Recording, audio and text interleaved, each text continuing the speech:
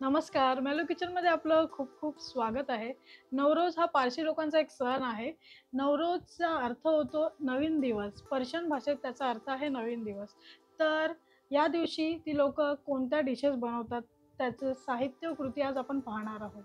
तर आता आपण बनवणार आहोत राव. रावसाठी मी घेतलेला रवा, वेलची आणि जायफळ यांची पावडर, चारोळी, मनुका, पिस्ता, बदाम, काजू, व्हॅनिला एसेन्स, तूप, दूध. गॅसवर मी पॅन ठेवलेला आहे आणि त्यात आता मी तूप घालून घेते.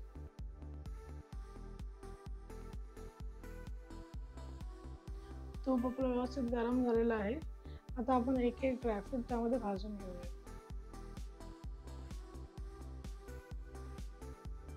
त्यामध्ये घालूया काजू, पिस्ता, चारोळी हे सगळे ड्रायफ्रूट आपण व्यवस्थित थोडे लालसर कलर येईपर्यंत भाजून घेऊया. ड्रायफ्रूट व्यवस्थित लाल होत आहेत. त्यामध्ये आपण आता टाकणार आहोत मनुका.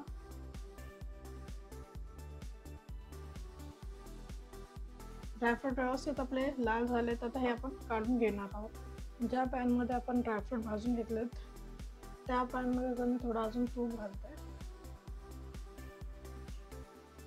आणि रवाही तसंच आपण लालसर असा करून घेऊया. रवाही आपण लालसर होईपर्यंत व्यवस्थित भाजून घेऊ. रवा आपला व्यवस्थित भाजला गेला आहे. त्यामध्ये आपण थोडं आता पाणी घालणार आहोत. रवा आपल्याला व्यवस्थित हलवत राहायचं, त्याच्या गुठळ्या व्हायला नाही पाहिजेत. रवा आता थोडा घट्ट होत चालला आहे. त्यामध्ये आता मी मगाशी सामानांमध्ये जे इन्ग्रेडियंट दाखवले त्यामध्ये मी साखर टाकवायला विसरले. तर त्यामध्ये आता राव हा विदाऊट साखर कंप्लीट होऊ शकत नाही. तर त्यामध्ये मी आता ॲड करते साखर. साखर व्यवस्थित मेल्ट झालेली आहे रव्यात. तर आता आपण ॲड करूया त्यात दूध.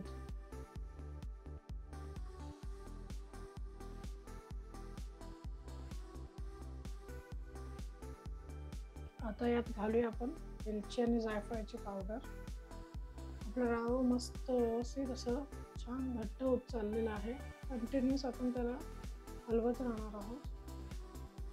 छान व्यवस्थित राव आपलं घट्ट झालं आहे. यामध्ये आपण आता घालणार आहोत व्हॅनिला एसेन्स. तेही छान मिक्स करून घेऊया. थोडे ड्रायफ्रूट घालून घेऊया यात.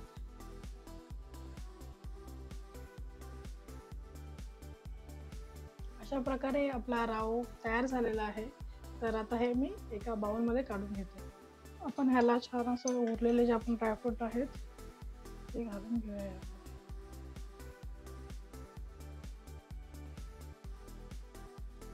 मस्त आपला राव डेकोरेट होऊन तयार आहे.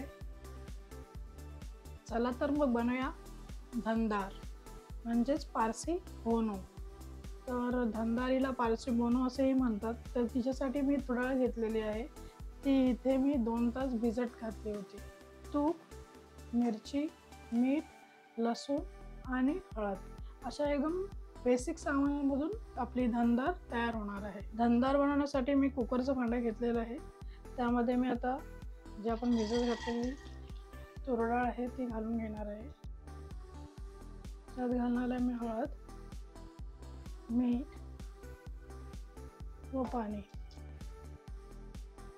आता हिला पण आता कुकरचं भांडं लावून झाकण लावून ह्याला 3 शिट्ट्या काढून घेणार आहोत. गॅसवर कुकर ठेवलेला आहे मी. आता ह्याला आपण 3 शिट्ट्या काढून घेऊया.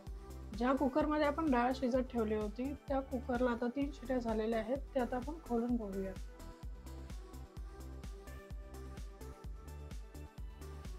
छान आपली डाळ शिजली गेलेली आहे. डाळ व्यवस्थित शिजली गेलेली आहे. डाळीचं कुकर मी बाजूच्या गॅसवर ठेवते आणि आपण आता तडक्याची तयारी करूया. आपली डाळ साईडला उकळते. आता आपला तडका पॅन हे तयार झालेला आहे, गरम झाला आहे. त्यामध्ये मी तूप घालून घेते. 3 चमचे मी इथे तूप घातलेलं आहे. त्यामध्ये मी जिरे घालते. लसूण मी इथे छान बारीक कापून घेतलेला आहे, तोही यात ॲड करूया. यामध्ये 1 मिरची जी आपण बारीक कापून घेतली ती ॲड करूया. लसूण छान लाल झालेली आहे. तर मी गॅस बंद करून घेते. जो आपण तडका तयार करून घेतलेला आहे तो आपण आता यात घालणार आहोत. डाळीला आपला छान तडका बसलेला आहे. व्यवस्थित आपण ते मिक्स करून घेऊया. तर अशा प्रकारे आपली पारसी घराघरामध्ये बनवली जाणारी धनदार तयार झालेली आहे. पात्राने मच्छी बनवण्यासाठी मी इथे घेतलेलं आहे कोथिंबीर, लिंबाचा रस, नारळाचे तुकडे, मिरच्या, लसूण, जिरं, साखर आणि मीठ. सर्वप्रथम मी इथे ॲड करते कोथिंबीर, नारळाचे तुकडे,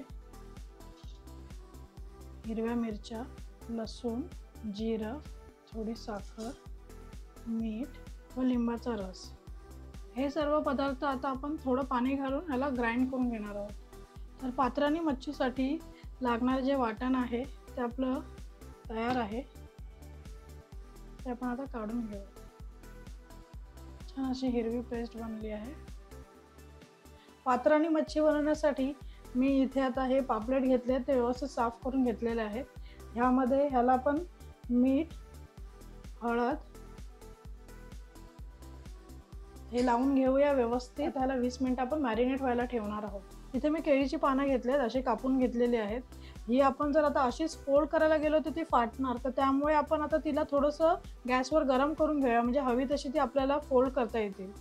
इथे मी गॅस चालू करून घेतलाय आणि ही पानं आपण आहे ना थोडी गॅसवर फिरवून घेऊया, त्यामुळे ती व्यवस्थित आपल्याला हवी तशी फोल्ड करायला मदत होईल. पानं आपण गॅसवर व्यवस्थित गरम केले, त्यामुळे ती व्यवस्थित फोल्ड होती. अशा प्रकारे आपण त्याला फोल्ड करू शकतो. तर आता आपण मच्छी पात्रा बनवायला तयारी स्टार्ट करूया. मच्छी आपली 20 मिनिटं झालेली आहे, मॅरिनेट झालेली आहे आणि आपली ही चटणी बनवून झालेली आहे. सो मी उलटं पान ठेवलेलं आहे आणि यावर जो आपण वाटून घेतलेलं आहे ते असं लावून घ्यायचं पहिलं. त्यावर जो मच्छी आपल्याला ठेवायची ती, आणि तिला सर्व बाजूने व्यवस्थित वाटण लावून घ्यायचं आहे.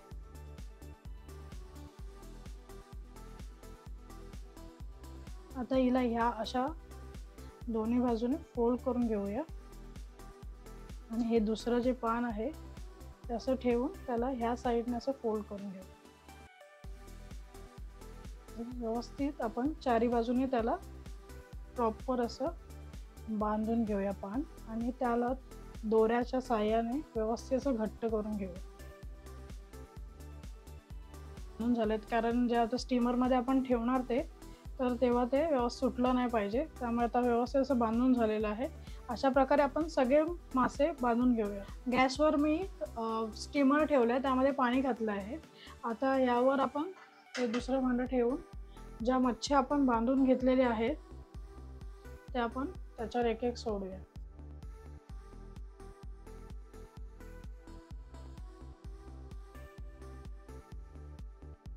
आणि 10 मिनिटं आपण त्यांना स्टीम देणार आहोत. तर आपली 10 मिनिटं व्यवस्थित स्टीम घेऊन झालेली आहे. आता कसे शिजलेत आपले पात्रानो फिश ते बघूया.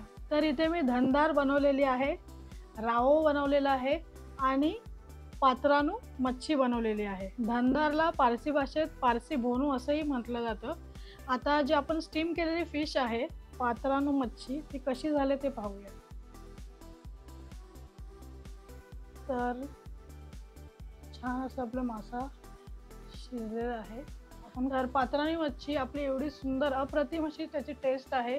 सगळ्या टेस्ट बॅलन्स्ड आहेत. साखर जी टाकलेली आहे त्यामुळे अतिशय असं गोडही लागत नाही, मिरचीमुळे जास्त तिखटही नाही, एकदम अति प्रॉपर अशी बॅलन्स टेस्ट झालेली आहे. तर अशा प्रकारे तुम्हीही नवरोजी साजरी करा. तुम्ही ह्या डिशेस घरी बनवून बघा. तुम्हाला कशा वाटल्या त्या कमेंटमध्ये सांगा. आमच्या मॅलो किचन चॅनलला लाईक करा, शेअर करा आणि सबस्क्राईब करा.